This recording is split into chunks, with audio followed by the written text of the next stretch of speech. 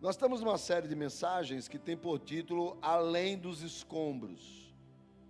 Além dos escombros.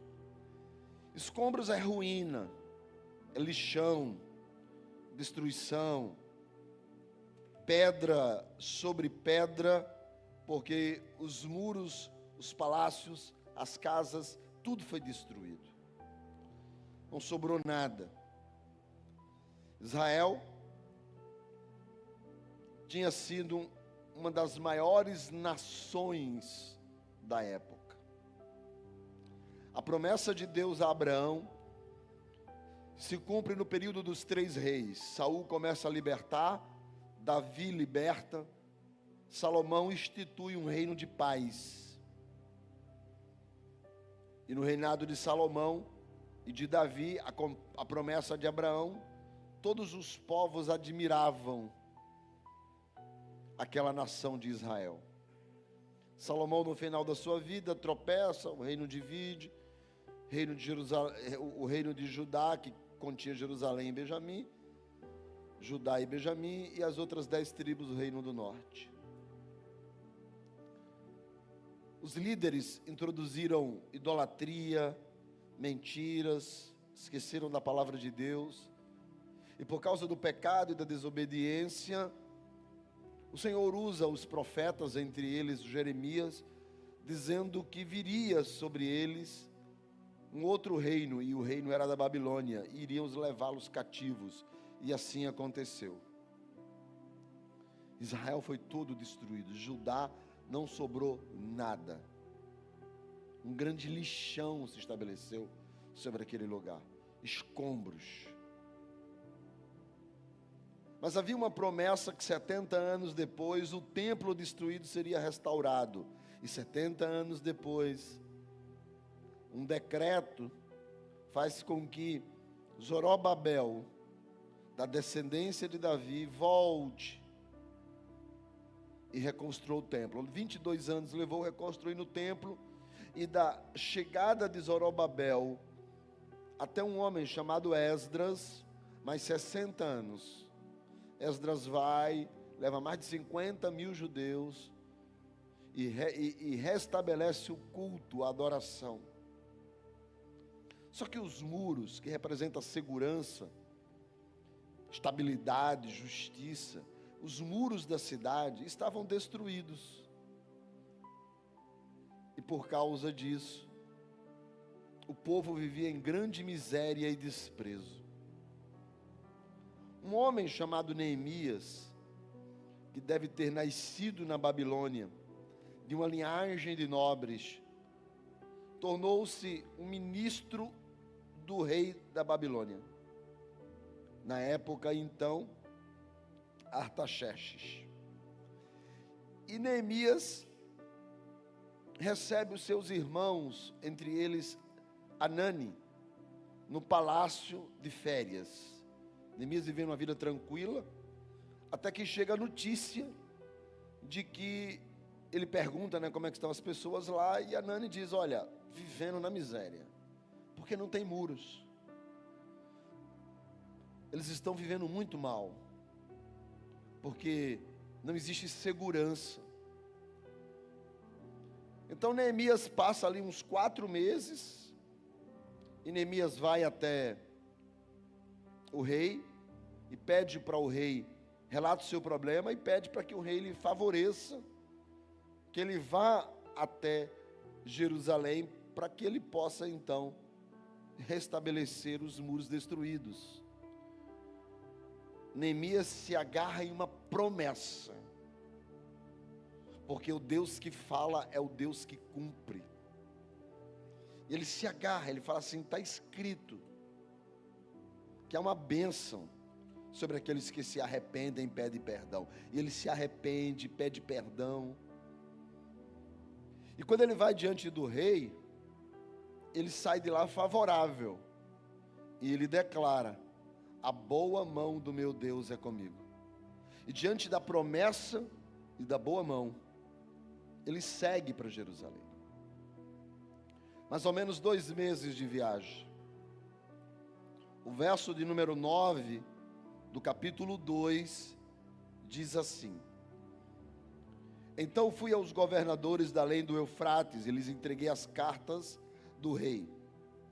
Ora, o rei tinha enviado comigo oficiais do exército e cavaleiros. Quer dizer, o cara não chegou de qualquer forma, o cara chegou chegando. Uma cavalaria, oficiais do rei, tropa, o cara chegou chegando. Versículo de número 10. Disto então ficaram sabendo Sambalate, o Horonita, que era, ou seja, a terra dele, e Tobias, o servo amonita de Amon, lá da terra dele também. Sambalate era governador de Samaria.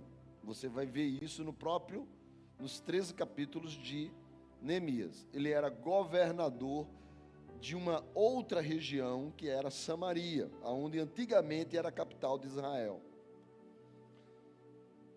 E quando ele vai aos governadores, que o verso 9 diz, daquela região, da além do Eufrates, ele então leva esta carta também a Sambalate, para informar a Sambalate que ele está vindo para reconstruir Jerusalém. Os muros, a cidade de Deus. Só que Sambalá não gostou, porque Jerusalém estava destruída já fazia 140 anos. Era um lixão, um favelão, escombros. E ele recebia dinheiro do rei, como governador, para administrar aquela região. E ele não tinha interesse que uma outra cidade com muralhas se estabelecesse ali. E um outro governador fosse para aquele pedaço, porque ele ia perder um pedaço da verba. Ele queria a verba toda. E ele não gostou disso. Por isso que o texto diz que muito lhe desagradou que alguém viesse procurar o bem aos filhos de Israel. Sambalá não tinha origem nem em Judá nem em Israel, mas governava eles, estava no meio deles. Por isso que o texto diz Horonita, é uma outra região. Por que o texto faz questão de dizer? Porque quando ele inclusive oferece a Neemias para ajudar na reconstrução, Neemias diz: vocês não têm parte conosco, vocês não são da nossa nação, o que vocês estão fazendo aqui? Mas ele estava lá. Então tem muita gente que está onde não é para estar, mas está só para ser do contra. Porque quando Neemias diz, ele não gosta, ele desagrada, ele não concorda. Então deixa eu dizer uma coisa para você. Todo lugar tem gente do contra. Todo lugar. Essas pessoas são como que canais do diabo para perturbar a tua vida. Porque elas não querem, assim como Sambalá, ver o bem que Deus tem sobre a sua vida. Parece que o bem de Deus sobre a sua vida incomoda elas. Você conhece gente assim? Que quando você começa a prosperar, ao invés de se alegrar com você, fica triste. Por quê? Porque queria para a vida dele. Não é que você é mau, não é que você é ruim, é que ele acha que a bênção de Deus teria que ser sobre ele, não sobre você. Eu conheço gente assim. Às vezes, eu e a esposa, nós entramos em um processo de reunião na hora de dormir, deitado na cama. Eu acho que todo casal, na cama, é a hora de fazer a reunião. E a gente começa, e a gente se reúne na hora que vai dormir, e a gente comenta. Falei, cara, o que eu fiz, né, para fulano ser do contra? Eu não fiz nada. Mas é do contra. Por quê? Porque Deus está decidindo abençoar. Eu posso fazer um parênteses na mensagem só para pedir, para ser pastor, para você poder dizer uma coisa para a pessoa que está do seu lado? Diga assim à pessoa: meu amor, me desculpe se Deus decidiu me abençoar.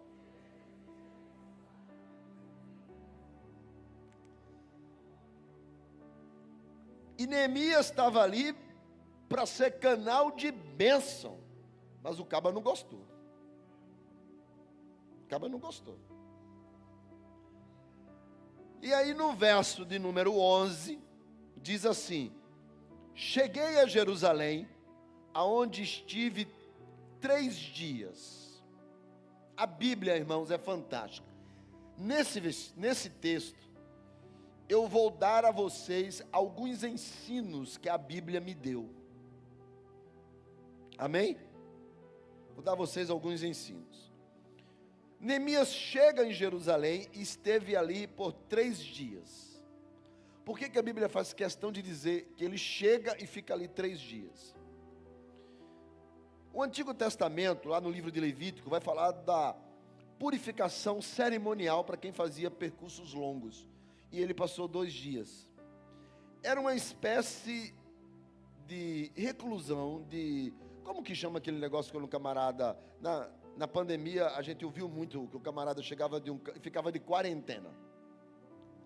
É uma espécie de quarentena, de reclusão, porque não sabia se ele tinha vindo de algum lugar e trazido alguma praga, alguma peste, alguma doença, né? Então, ele ficava um tempo ali. Isso era chamado de purificação cerimonial, 3 dias de molho. Pode ter sido isso? Pode. Mas também pode ter sido um descanso, porque foram 2 meses de viagem. Pode ter sido que ele estava ali examinando os planos, se instalando na casa, né? Ele chegou na casa, foi se instalar na casa, buscando informações. Mas uma coisa é certa desses dias: Neemias não foi logo para o serviço, não foi logo para o muro. Ele deu aquela paradinha de 3 dias. Ele não foi precipitado, ele agiu com prudência. Eu acho que quando ele chegou, perguntaram logo: o que você está fazendo aqui? E ele não respondeu. Deixa eu ensinar uma coisa para você. Nunca responda imediatamente quando te fizerem uma pergunta que requer uma mudança. Às vezes, eu falei isso hoje pela manhã, o evangelista Lucas está trabalhando comigo agora, o meu filho Jonatas também, e às vezes eles querem uma resposta assim: pastor, sobre isso, isso, isso e isso. Eu sei a resposta, mas eu digo: ok, depois eu te falo. E aí eles completam: e eu faço o quê? Eu digo: acho que vocês não entenderam a primeira resposta, que é: depois eu vejo. Não é porque eu não saiba, é porque é necessário que você pense sempre antes de responder. Prudência. Espera um pouco. O mundo não vai acabar porque você vai deixar de responder. Por isso que dizem que os judeus são muito sábios, porque eles nunca respondem com uma resposta, eles só respondem com uma pergunta. Perguntaram outro dia para Jesus assim: com que autoridades você prega isso? Aí Jesus responde para eles: eu responderei isso se vocês me responderem. O que João pregava era do céu ou da terra? E a Bíblia vai dizer que eles ficaram calados, porque se dissessem que era do céu, o povo ia dizer: por que vocês não creram? E se eles dissessem que era da terra, o povo ia dizer: então vocês estão dizendo que a gente creu em nada? Então, para eles não ficarem contra o povo, ficaram calados. Mas Jesus sempre respondia com uma pergunta. O judeu é assim. Por isso que outro dia desses perguntaram para o judeu: por que vocês só respondem com uma pergunta? E o judeu respondeu para a pessoa: e a gente é assim, é? Ou seja, é para não ter, na hora, que acabar respondendo de forma equivocada. A Bíblia sempre vai mostrar aquela paradinha, aquele tempo. Tenha calma antes de responder. Vá devagar. A Bíblia é um compêndio de sabedoria. Os versículos de 11 a 16 mostram também isso. Às vezes a minha esposa diz assim para mim: filho, você é tão sábio. Eu falei: filho, eu acho que eu não sou. Os meus filhos, por exemplo, são muito mais inteligentes do que eu. Porque eles, para passar, não precisam estudar. Eu, para tirar uma nota mediana, estudava feito um desgramado. Então, eu acho que eles são muito mais do que eu. Aí, mas ela admira, fala assim: poxa, sua sabedoria. Eu digo: olha, a sabedoria não é minha. A sabedoria é da palavra. É isso aqui que você precisa. É a palavra. Você vai ter a sabedoria da palavra. E esse texto de Neemias está carregado de sabedoria. Veja, por exemplo, os versículos de 11 a 16. É quando Neemias sai, vai olhar as coisas, vai olhar a área de trabalho, avalia as condições, não se precipita. Tem muita gente precipitado. Muita gente precipitado. Muita gente que quer resolver logo as coisas, quer fazer tudo, aquela velocidade toda, aí sai atrapalhando tudo. Neemias disse: não, vai devagar. E ele chega, vai conhecer a área. O texto diz: então à noite me levantei, 12, e uns poucos homens comigo. Não declarei a ninguém o que o meu Deus me pusera no coração para eu fazer em Jerusalém. Não havia comigo animal algum, senão o que eu montava. De noite saí pela porta do vale, para o lado da fonte do dragão, e para a porta do monturo. Contemplei os muros de Jerusalém, que estavam assolados, cujas portas tinham sido consumidas pelo fogo. Ele foi avaliar as condições. Há 6 meses atrás, o seu irmão Hanani havia dito: os muros estão destruídos, as portas estão queimadas. Neemias chega para resolver, mas ele vai, antes de resolver, e olhar, para comparar os fatos, comparar a história, para fazer conta, para pesquisar o campo, para planejar o seu plano de ação, organizar as ideias para expor aos líderes. Não tome decisões emprenhadas pelo ouvido. Não tome decisões baseadas no que os outros te disseram, no que os outros falaram, porque você vai se arrebentar. Porque tanto pode ser errado, que pode até ser verdade, talvez para aquela pessoa, mas não para você.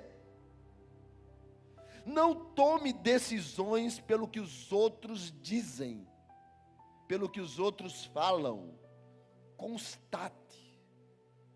Se você quer viver uma vida feliz, quer viver uma vida de propósito, quer viver uma vida abençoada, não seja Maria vai com as outras. Pare para ouvir, beleza, mas constate os fatos. Analise se realmente é assim. Faça comparações. Porque aqueles que se emprenham pelos ouvidos geram monstros. Não se emprenhe pelos ouvidos. Constate o fato. E foi isso que Neemias foi fazer. Foi analisar. Porque, por exemplo, às vezes alguém fala alguma coisa de uma outra pessoa e você só dá crédito àquela. Você tem que saber da outra também. Outra coisa, alguém diz alguma coisa, analise, veja. Eu conheço uma pessoa que seguiu a conversa de outro e mudou de igreja. Mudou de uma igreja, foi para outra igreja. E nessa igreja que ele estava, que já não está mais, tudo deu errado lá. E aí depois procurou novamente esse outro pastor, voltou para a igreja dele, e aí o pastor até falou para ele assim: meu filho, deixa eu fazer uma coisa para você. Você não teve a capacidade de comparar as duas, não? O pastor aqui, a família aqui, a família aqui. Quem é a família desse pastor? Quem é a família desse outro pastor? Como é que é a vida financeira desse pastor? Como é que é a vida financeira desse outro pastor? Como é que são as pessoas dessa igreja? Como é que são as pessoas dessa igreja? Como é que é a estrutura, o passado desse aqui? Como é que é o passado desse aqui? Capacidade de comparar. As pessoas não fazem isso que Neemias fez. Hoje pela manhã, eu fiz um comentário, depois que o Carlos fez uma ministração, que eu quero fazer de novo hoje à noite. Um amigo me relatou que está em uma igreja cujo pastor está disciplinado por adultério. O pastor foi disciplinado por adultério e está na igreja. Vai ficar 1 ano sentado no banco e depois ele volta. O estatuto da Canaã, só para você saber, se o pastor titular cair nesse pecado, não existe disciplina, é exclusão. É exclusão. O nosso estatuto, só para você saber disso. O seu regimento interno. Aí o pastor está disciplinado por adultério, porque só se soube, porque o marido da mulher chegou na igreja quebrando tudo, veio à tona, pelas mensagens, pelas marcações, por tudo, a mulher acabou confessando. E o que me impressiona é que ele é disciplinado, fica ali para daqui a 1 ano voltar, e tem gente torcendo que ele volte logo.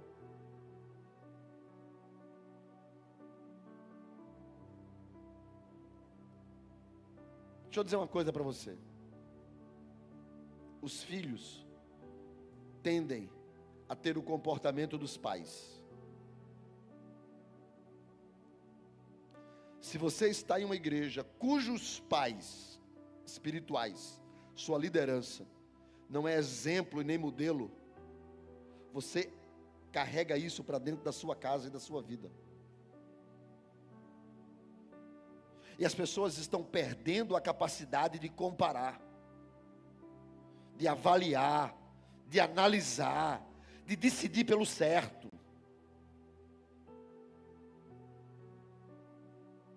Porque, às vezes, as pessoas procuram igreja pela onda do momento e não sabe quem é o líder. E olha pelas redes sociais, e pelas redes sociais todo mundo é lindo. Mas não compara, não avalia, não olha os escombros, não vai procurar. E Neemias foi olhar, porque não bastava o que Hanani disse, eu quero ver. No versículo 12 diz assim: então à noite me levantei e uns poucos homens comigo. Diga poucos. Diga poucos. Todos nós gostamos de tudo que é muito. Mas ele chegou em Jerusalém com um exército e com cavaleiros.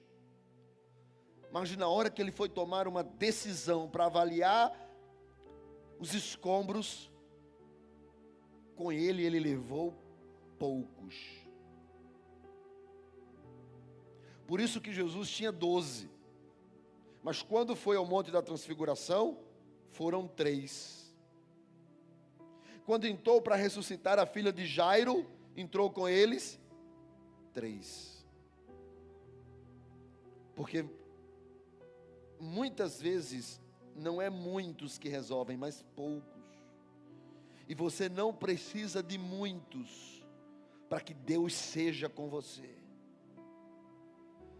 Você não precisa de uma multidão para Deus fazer o meióde, o extraordinário na tua vida. O rei Ezequias, em Crônicas, está cercado, Jerusalém está cercada por um exército inimigo, e não tem escapatória para ele. Então ele vai orar a Deus, e Deus disse para ele: eu vou te dar a vitória. E ele diz para o Senhor: mas nós não temos um exército.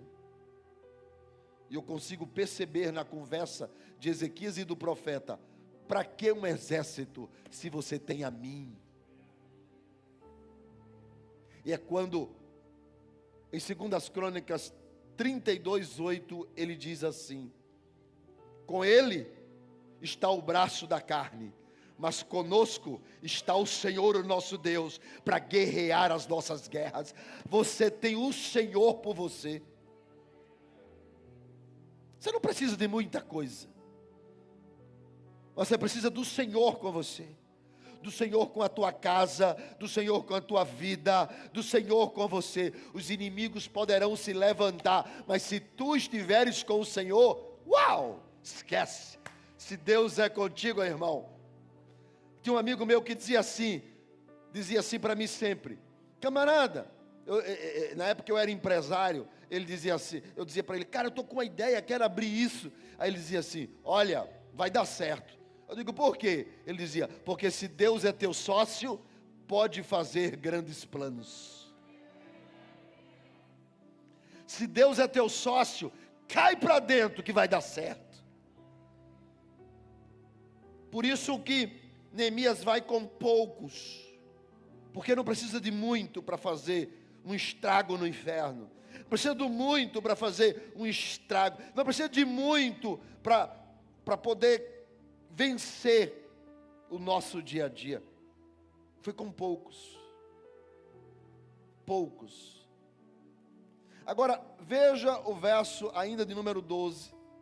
Diz assim: então à noite me levantei e uns poucos homens comigo.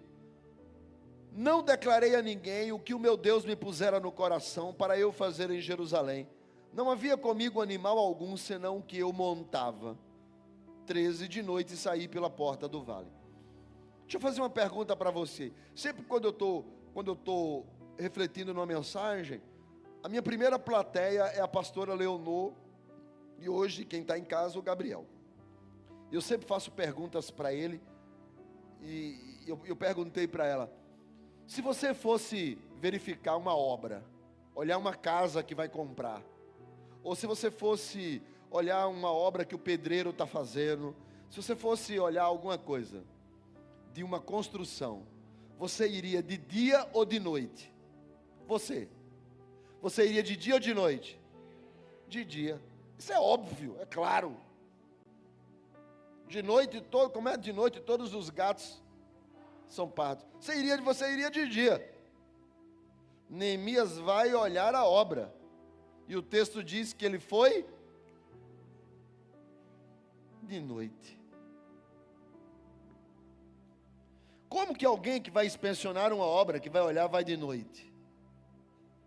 É porque o próprio texto diz o porquê. Você quer ver o texto falando o porquê?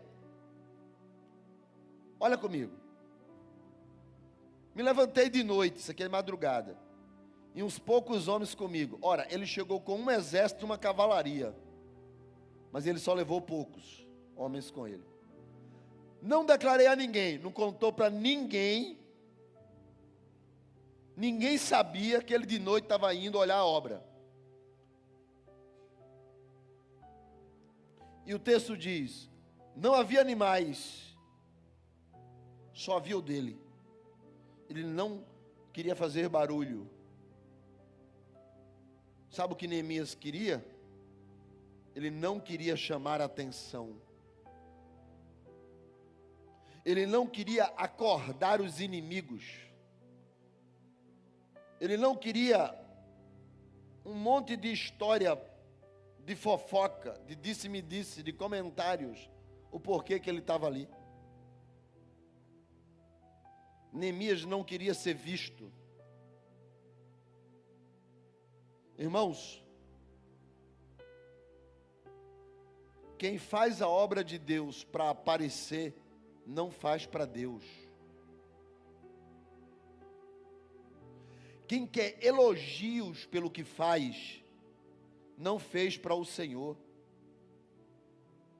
Quem quer holofotes no exercício do que está fazendo, quem quer que seu nome seja citado, quem quer que seu nome seja lembrado, que o pastor bata nas costas, que o pastor diga, mas você é lindo, meu filho, você é lindo, minha filha, não está fazendo para o Senhor.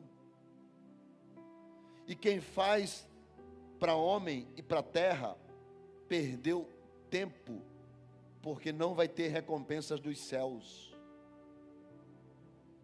Quem está entendendo, diga amém. Ele foi à noite, porque quem faz para Deus, trabalha sem holofotes. Quem faz para o Senhor, trabalha sem a necessidade de reconhecimento. Quem gosta de holofotes é artista. Você é líder, você é o quê? Você é um servo ou é um artista? Porque quem quer brilho é artista. E na igreja nós não temos artista. Todos nós somos servos. Mas se você quer, ninguém citou meu nome, ninguém me valorizou, ninguém me deu uma chance, ninguém me deu oportunidade. Aprende com Neemias. Trabalha sem holofote. Vai fazer a obra de noite, aonde ninguém está vendo. Por isso que a Bíblia vai registrar também sobre o rei Ezequias, que depois que ele fica doente e é restaurado, o rei da Babilônia manda presentes para ele. E manda uma equipe de mensageiros. Aí ele pega, agradece os presentes e vai mostrar aos mensageiros da Babilônia todo o seu palácio. Você olha o meu palácio. Olha como o nosso reino produz azeite. E vai mostrando, olha o templo. Vocês não podem entrar porque lá dentro estão os tesouros. E foi mostrando toda a riqueza de Judá. A Bíblia diz que Deus manda ao profeta Isaías e diz para ele assim: você vai perder tudo. Porque tudo que eu te dei não é para mostrar. É para você viver com o que eu te dei. Não é para você fazer propaganda do que você tem. Por isso que o apóstolo Paulo diz que nós temos, aqueles que têm nesse mundo, ajam como se não tivesse. Por isso que a Bíblia vai dizer que você tem que ser simples.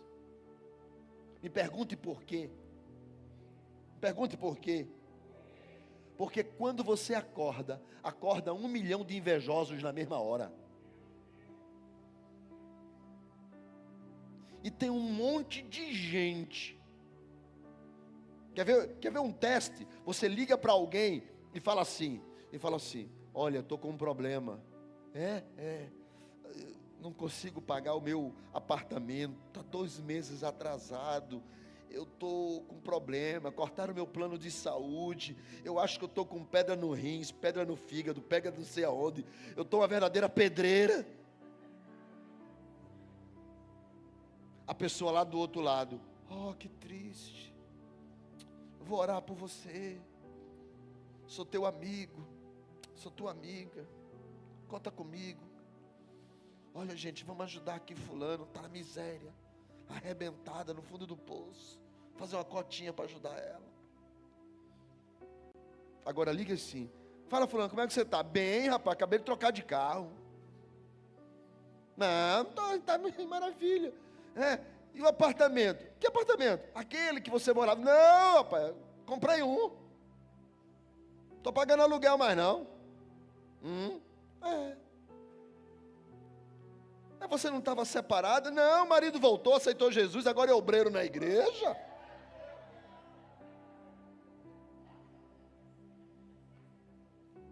Lá do outro lado, mas é metida, está querendo aparecer. Ninguém se alegra com a tua vitória. Porque a tua derrota faz ele se achar, dizendo assim: está vendo, Deus é bom comigo. Olha aquela miserável como é que está. Por isso que Neemias aprendeu a fazer as coisas calado. Então à noite me levantei e uns poucos homens comigo, e não declarei a ninguém o que o meu Deus havia colocado no meu coração. Não postei no Instagram, não coloquei aquela viagem nas redes sociais, não anunciei aquilo que Deus tinha me dado, não mostrei o meu carro novo.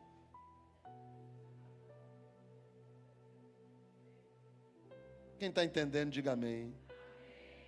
Está sendo bom ou não? Porque se vocês quiserem, eu prego sobre o cego de Jericó. Mas preste atenção numa coisa. A palavra está aqui para te ensinar. Então, cuidado com o que você posta. Porque na hora que você se acorda, 1 milhão de invejosos acordam na mesma hora.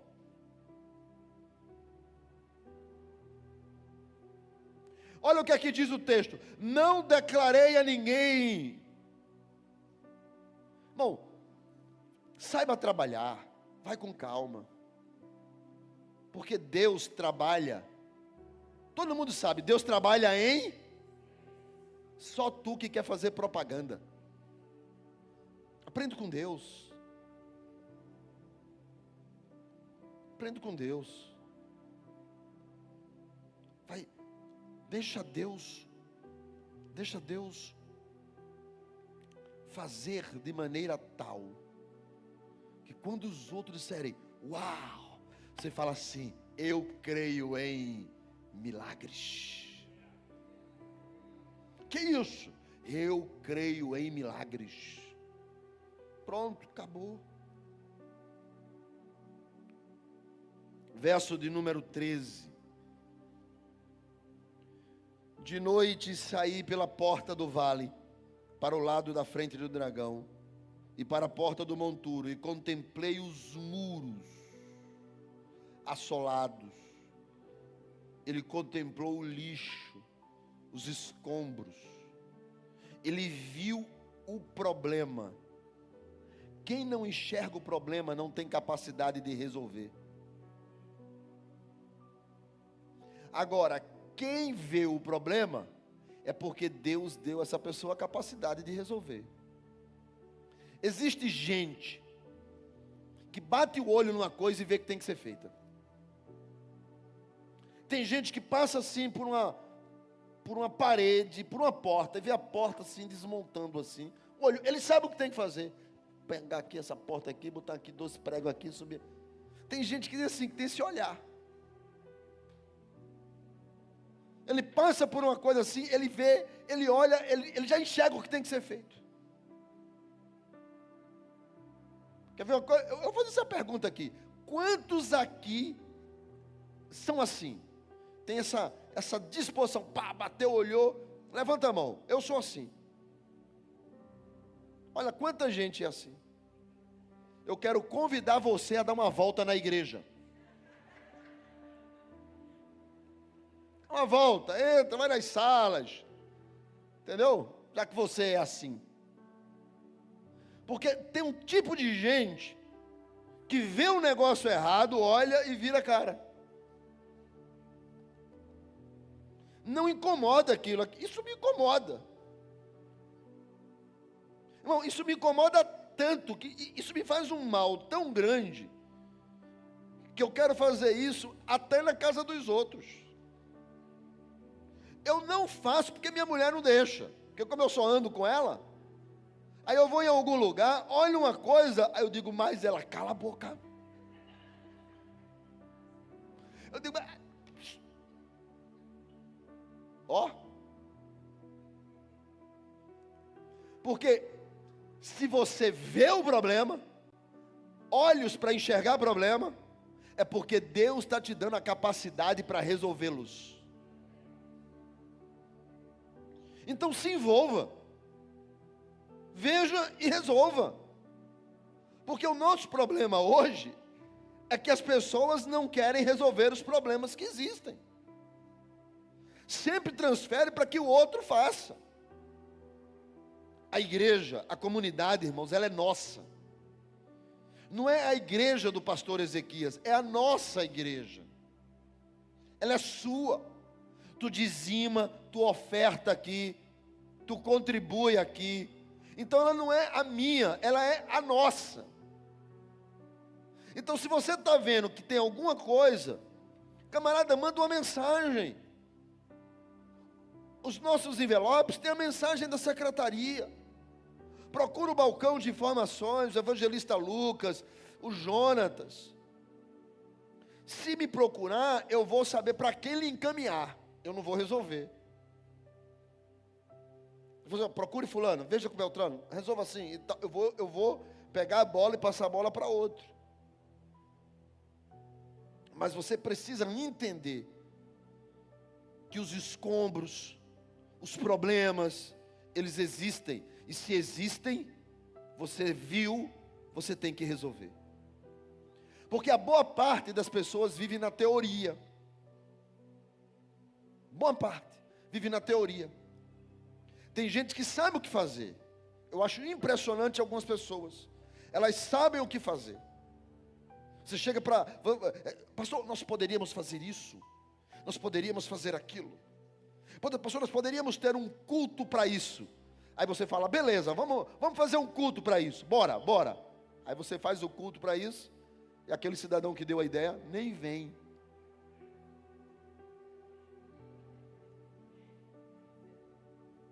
Então, quando você está vendo um problema, resolva o problema. Se você está vendo que tem lixo demais, copo demais no lixo, custa pegar, amarrar, tirar dali, colocar de lado, trazer para o lixão aqui, mas não. Igreja cheia de lixo.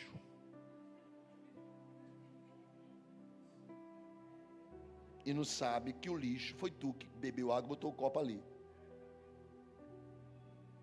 Então, as pessoas precisam entender que quando você contempla o problema, você acabou se tornando parte dele. Viu? É teu também o problema. A gente precisa ter... Imagine se você...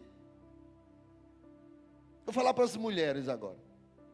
As mulheres que têm a capacidade de ver os problemas mais do que os homens. No meu caso é que eu tenho um olhar feminino. Aí, imagine se você, o camarada chega em casa, com o sapato sujo e deixa no meio do quarto. Vai tomar banho, aí ele tira a camisa, deixa em cima da cama, suada. Agora, aí a mulher olha e fala assim, e essa camisa? Ele olha para a cama e fala, qual? Acabou de botar. Agora, imagine se a mulher não tirasse o sapato dali e deixasse a camisa ali. 2 semanas depois, ninguém entrava no quarto se não fizesse isso. Mas vai lá e tira a camisa, coloca no cesto, pega o sapato, bota do lado de fora. Você sabe o que é lindo eu olhando daqui de cima? Pelo menos ali, eu não consigo definir bem o rosto, mas eu estou vendo algumas mulheres assim. Fala mais, Deus. Fala mais. Ou seja, o quarto estaria incensado. Então, mas alguém tem a iniciativa de dizer, tira daqui, pega aqui, vamos resolver o problema.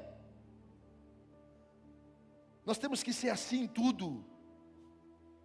Em tudo.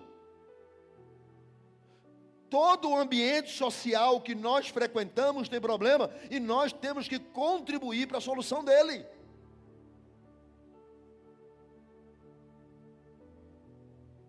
O texto vai dizer no verso de número 14, que quando ele contempla os muros, ele vai um pouco mais adiante, vai um pouco além dos escombros.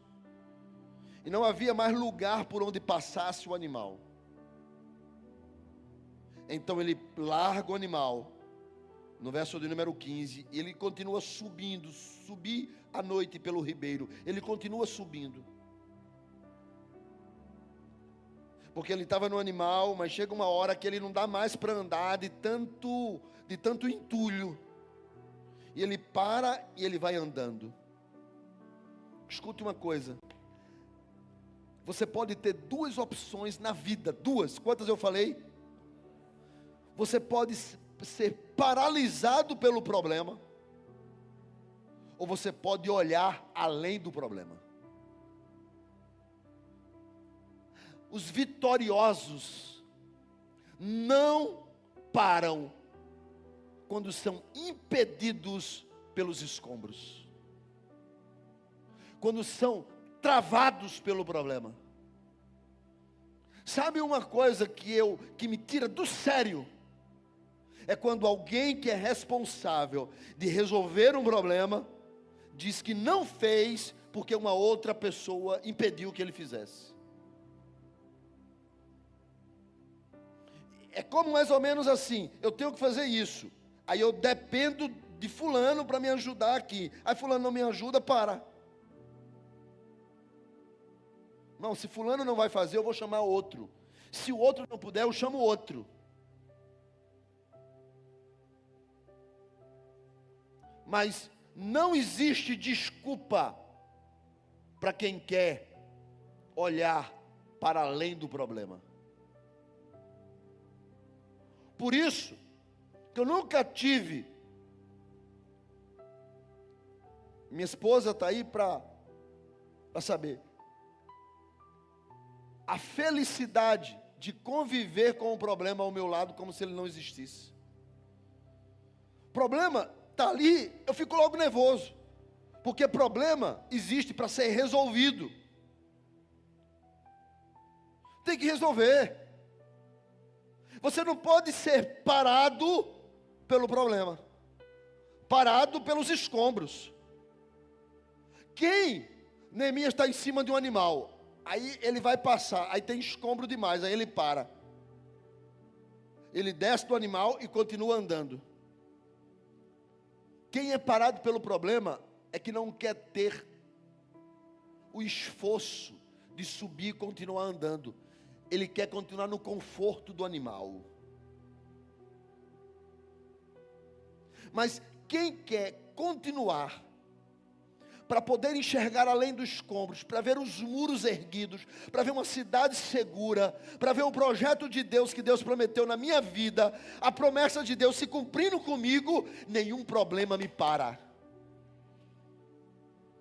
Nenhum problema pode parar você. Você tem que ser imparável. Sabe, às vezes nós travamos, porque um divórcio travou a vida da gente. Travamos porque uma pessoa que a gente amava foi embora. Travamos porque alguém que a gente confiava nos traiu. Travamos porque um lixo está ali na nossa frente e a gente não quer resolver o problema. Gente que parou a vida porque alguma coisa travou ela no meio do caminho. Porque amava tanto aquele emprego de 10 anos atrás. Há 10 anos atrás, irmão, tu está hoje parado até agora, pensando no emprego que tu perdeu há 10 anos atrás. O contrato que tu perdeu há 5 anos atrás. Gente travado, porque os escombros, os lixos, dificultaram que ele continuasse em frente. Mas Neemias está nos ensinando: se eu quero alcançar o que Deus tem preparado para mim, nada me para. Eu vou continuar em frente, eu vou continuar seguindo. Eu não estou livre dos entulhos, não estou livre dos problemas, não estou livre das dificuldades, mas eu não vou parar, porque é uma promessa de Deus sobre a minha vida. Eu não vou parar, eu não vou desistir. Não é porque eu perdi aqui que eu vou morrer aonde eu perdi. Deus tem algo para minha casa. Deus tem algo para minha vida. Deus tem algo para minha família. Deus tem algo para o meu futuro. Deus tem algo para o meu propósito. Deus tem algo para os meus filhos. Deus tem algo para esta igreja. Deus tem algo para a sua vida. Deus tem algo para a sua casa. Deus tem algo para o seu emprego, para a sua empresa. Deus tem algo para o seu emprego. Deus tem algo para você. E nada vai lhe parar. Eu vou ser pastor e profeta agora, vou ser os dois. E meu nome não é Miguel. Eu quero que você vire a pessoa que está do seu lado e diga: a partir de hoje, nada vai me parar.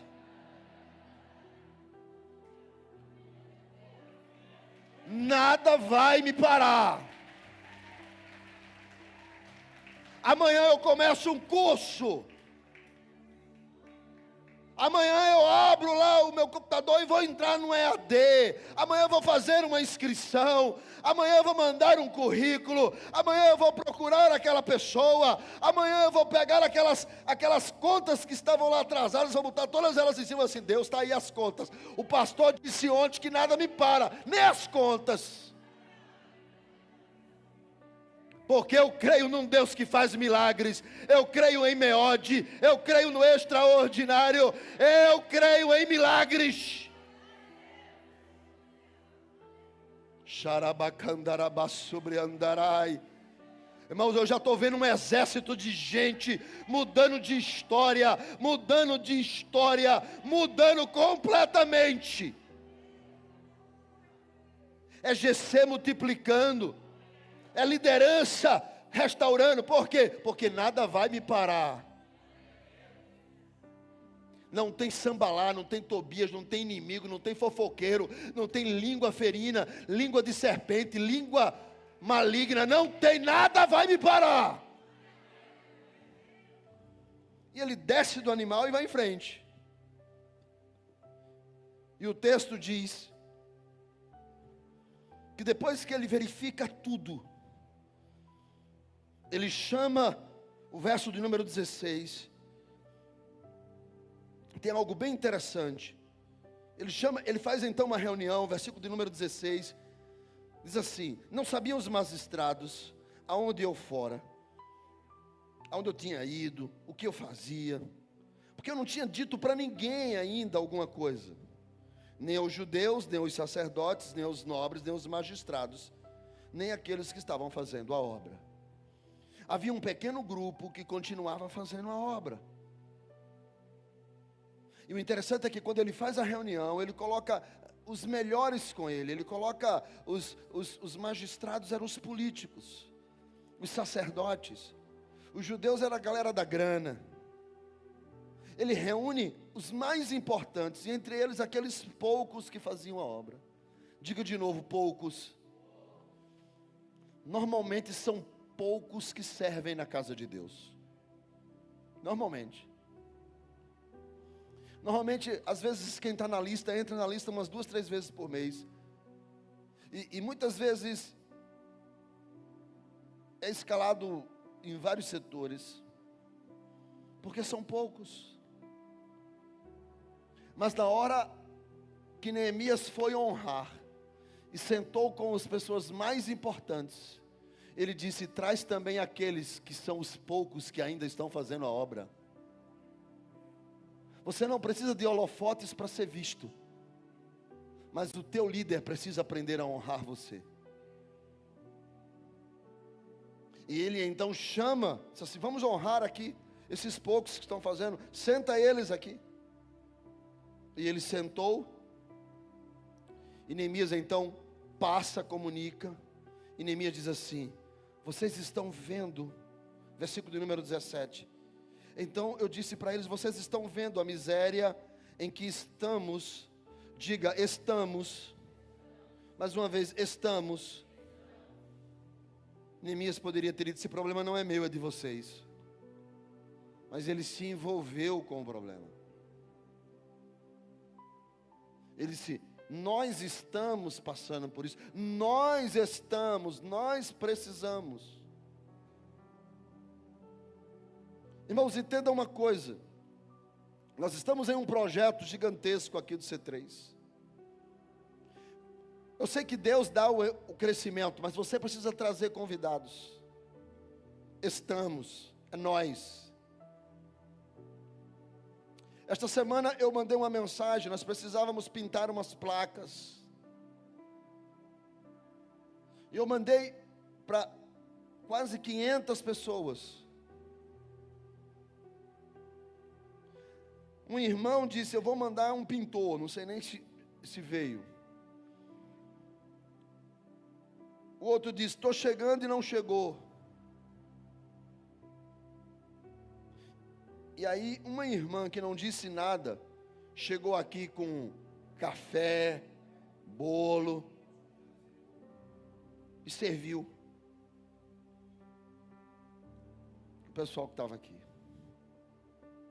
E eu fiquei pensando, gente, eu mandei 500 mensagens em lista de transmissão pelo Zap.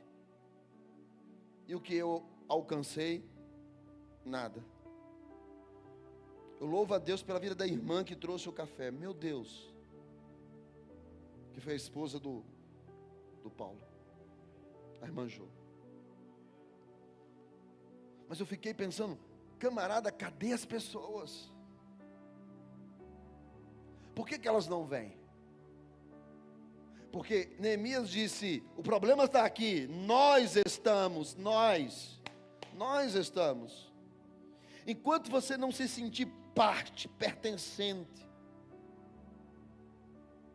o projeto de Deus não vai ser concluído na sua vida também.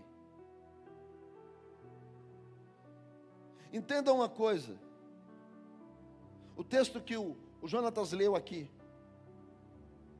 é que nós somos medidos pela medida que nós medimos. E jamais nós vamos querer de Deus aquilo que nós não damos. Quando fazemos isso, estamos equivocados. Por isso que todo aquele que se envolve na obra de Deus,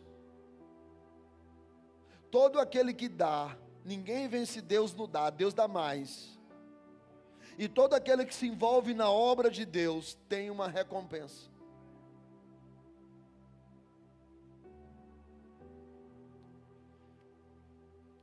Outro dia desse, um jovem, eu fui para um determinado local e encontrei uma pessoa muito bem sucedida e abençoada. E eu perguntei para a pessoa, e essa pessoa está lá, essa pessoa disse, pastor, eu era lá da igreja. Eu falei, você era da igreja? Era. Quando eu estava lá em Recife, eu era lá da igreja. Aí eu falei, nossa, o senhor não lembra não, que eu passei um tempo ajudando lá, o Ed Jefferson, era um rapaz que trabalhava aqui com a gente. Eu falei, não lembro não. Ele falou, eu perdi meu emprego, fiquei procurando, não teve jeito. Eu virei para a esposa, falei, a igreja está em obra, eu vou lá para ajudar. Aí fui num dia, fui no outro. Aí uns 15 dias depois, que eu já estava indo todos os dias, é que a igreja, eu não sei se ele falou, é que a igreja lembrou de começar a me dar almoço. Foi. Não sei a intenção, mas tudo bem. E aí um mês depois, o irmão chegou para mim e falou assim, tuas passagens. Eu falei, não, eu estou recebendo seguro-desemprego. Eu não quero as passagens. Ele disse, pastor, nem as passagens eu peguei. E fiquei lá 2 meses, fazendo tudo na igreja. Até que Deus abriu uma porta. Mas tão grande, que em todo lugar que eu chego, eu digo para as pessoas, não está fazendo nada? Não, se eu tenho um segredo para você, qual é? Vai ajudar na igreja. Que quando Deus estava abrindo as portas, Deus estava dizendo para mim assim, sabe os 2 meses que você ficou lá? Não foi homem que te pagou. Eu, o Senhor, estou abrindo a porta para você.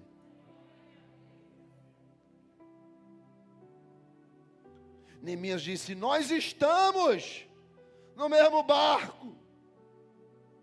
Só que Neemias era o governador, trabalhava para o rei. Ele fala: mas nós estamos, é nós. E a gente vai junto. E ele diz no verso 17: vinde, vamos juntos. Entrem comigo nesse projeto. Ele diz: reedifiquem, construam, para ficarmos livres do opróbrio, para que haja uma recompensa sobre a nossa vida. E o verso 18 diz que ele declara: então eu lhes declarei, dei o meu testemunho para eles, disse como foi que Deus foi bom comigo, como a sua boa mão estava comigo, na hora que eu tomei uma decisão de fazer o melhor para Deus, como que a boa mão dele estava comigo. E então, eu contei para eles, verso 18, ele disse que ele contou como que o que o rei falou, o que o rei me disse, mais ou menos assim: o Deus a quem nós servimos muda até o coração do rei, quando a bênção de Deus está sobre a sua vida. Deus muda o coração do rei, quando você está disposto e consegue enxergar que a boa mão de Deus está sobre você. Então o povo fala: beleza, vamos fazer, vamos nos dispor. Verso de número 18, o povo diz ainda: vamos para cima, vamos mudar essa história. Vamos juntos reedificar, vamos juntos fazer alguma coisa, vamos juntos mudar a história. Eu posso servir de alguma maneira, raspar uma parede, pintar ali, carregar uma coisa. Eu posso fazer, eu não posso fazer, então eu vou contribuir aqui. Eu posso servir, eu posso ficar na porta domingo. Domingo que vem eu estarei no estacionamento. Vamos fazer alguma coisa. Vamos juntos fortalecer as mãos para dispor a fazer a obra de Deus. Mas chega o verso 19 e diz assim: porém, no entanto, todavia, entretanto, Sambalá, o horonita, Tobias, o servo amonita, e Gessem, apareceu mais um endemoniado aqui. O Gessem, quando souberam, zombaram de nós e nos desprezaram, e disseram: o que é isso que fazes? Vamos falar uma coisa para vocês. Inimigo tem nome, endereço e identidade. Quando o camarada chega para mim: pastor, o que é? Deixa eu falar com você, estão dizendo por aí. Eu digo: como é teu nome mesmo? Porque quem está dizendo é tu. Como é teu nome? Estão dizendo, não, irmão, inimigo tem nome, endereço e identidade. Pode ter certeza disso. Quem gosta, gosta. Quem não gosta, não gosta. Tem nome, endereço e identidade. Então, quando eles souberam, e eles souberam do jeito deles, disseram: zombaram de nós. Porque deixa eu dizer uma coisa para você. Eu posso desconstruir uma ilusão sua? Posso? Não fique achando que as pessoas lhe amam, gostam de você, não. Eu já vi tanta gente declarar para mim 10.000 vezes que me ama, e hoje atira pedra. Que amor é esse? As pessoas não acreditam em você. E vou lhe dizer mais. Está preparado para ouvir? Sim ou não? Vou dar um exemplo para você. Marcela tem alguns vídeos gravados no YouTube. Vou falar aqui porque ela está aqui na frente. Ela tem lá também nas redes sociais dela. Quantas vezes tu compartilhou ela cantando? Hoje Deus usou ela aqui, ela foi uma benção. Fazia tempo.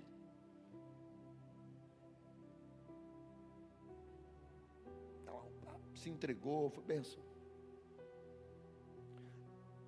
Eu conheço ela. Ela é casada com Tiago. É ela que manda em Tiago. E está sendo transmitido agora pela rede social. Meu Deus. Eu brincando, eu estou brincando. 2 meninos de Deus. Ela e o Tiago. Crentes. Quantas vezes você curtiu, compartilhou? Eu vejo o pessoal pegar vídeo dos outros pastores por aí e compartilhar, e não compartilha o meu. Eu fico triste? Não. Eu não tenho essa ilusão. Mas existe um monte de gente que não acredita em você. Que preferem colocar de alguém que nunca viu, que não sabe se o cara é bem casado, se ele é crente, se ele frequenta a igreja dele no dia de domingo, se ele vem no dia que ele não está cantando. Mas prefere compartilhar do carinha da modinha. De botar uma frase, que às vezes é até uma heresia, mas não compartilha do seu pastor. Não anota a frase do pastor, vai lá e bota, e compartilha, e manda e tal, e convida alguém para vir para a igreja, aquela coisa toda, porque as pessoas não acreditam em você. Elas se beneficiam de você, mas elas não acreditam em você. Sambalá e Tobias disse assim: eles não vão conseguir. E o texto diz: nos desprezaram e disseram: o que é que vocês estão querendo? Querem se rebelar? Porque normalmente é assim. Normalmente as pessoas projetam em você o que elas fazem, ou o que elas fariam. Querem se rebelar? Então,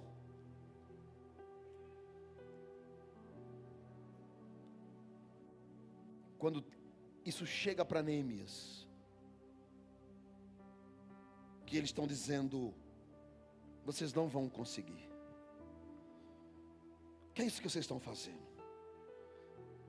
Desprezam e zombam e dizem: o que é que vocês querem? Fazer o contrário, o que Deus, rebelar-se contra o rei? Versículo de número 20, olhe para aqui.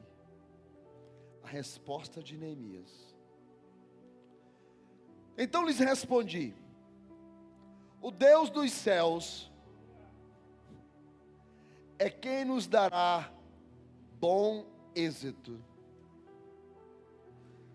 Vocês podem se levantar contra a gente, vocês podem atirar pedras, vocês podem recriminar, vocês podem dizer o que vocês quiserem, mas o Deus a quem nós servimos é quem nos fará prosperar. Neemias não respondeu a Sambalá: temos cartas do rei, temos madeira, eu tenho um exército. Essas coisas, irmãos, até os inimigos também têm. Mas tem uma coisa que eles não têm: o Deus dos céus, a quem nós servimos. Esse nos fará prosperar, nos dará um bom êxito. Vamos reedificar, vamos construir, vamos avançar, vamos multiplicar, vamos ser abençoados. Deus vai fazer prosperar a minha casa, a minha empresa, o meu lugar de trabalho, as minhas rendas, a minha vida espiritual, a minha vida emocional, a minha vida financeira, a minha vida relacional. Deus vai fazer prosperar. Não tem inimigo que se levante, não tem seta que voe, não tem nada que alcance. Deus vai fazer prosperar. Deus vai me fazer prosperar. Deus vai me fazer prosperar. Essa foi a resposta de Neemias. Eu tenho um Deus que vai fazer prosperar. Eu tenho um Deus que é comigo e vai fazer com que tudo funcione. Eu tenho um Deus.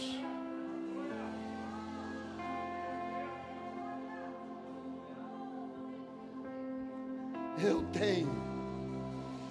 E por isso que os escombros não me param. Eu consigo olhar além dos escombros, porque eu tenho um Deus comigo. Eu tenho um Deus comigo. Eu quero pedir desculpa a vocês, porque ultimamente todo mundo está dizendo que os pregadores por aí só pregam meia hora. Desculpe eu não conseguir pregar em meia hora. Eu só prego em 1 hora mesmo. 1 hora e 10, 1h15. Perdoe por isso. Perdoe. Mas Canaã, hashtag Bíblia na veia. Pastor, por quê? Porque eu tenho um Deus que é grande. E eu quero que você saia daqui esta noite dizendo isso.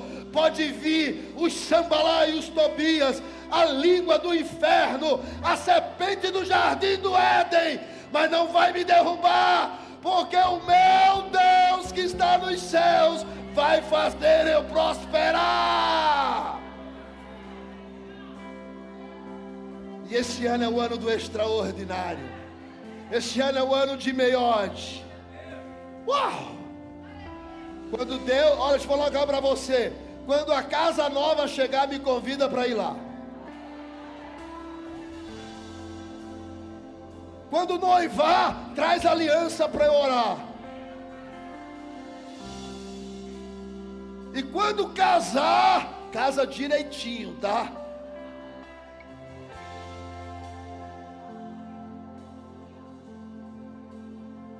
Mas esse ano, irmãos, eu quero carregar esta palavra de Neemias.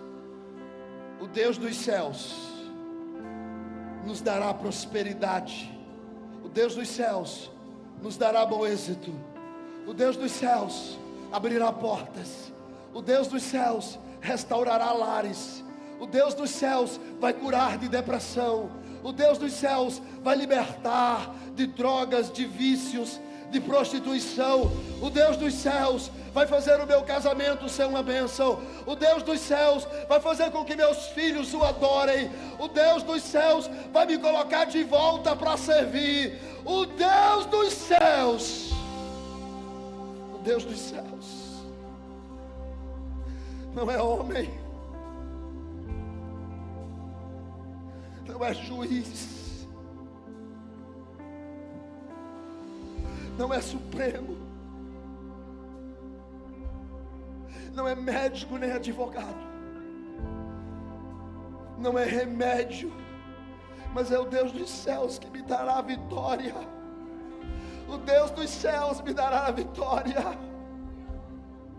Aprenda a ficar calado, aprenda a esperar o tempo, aprenda a poder guardar no coração o que Deus está colocando no seu coração, porque muitos invejosos vão se acordar na hora que você acorda, mas o Deus dos céus,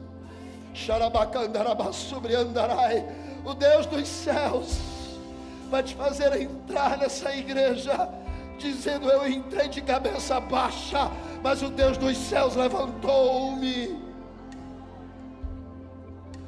O Deus dos céus. Eu quero que você enxergue além do problema.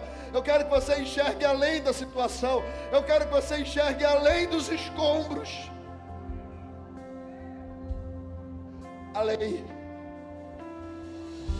Comece a sonhar a promessa e a viver o melhor de Deus. Fique de pé.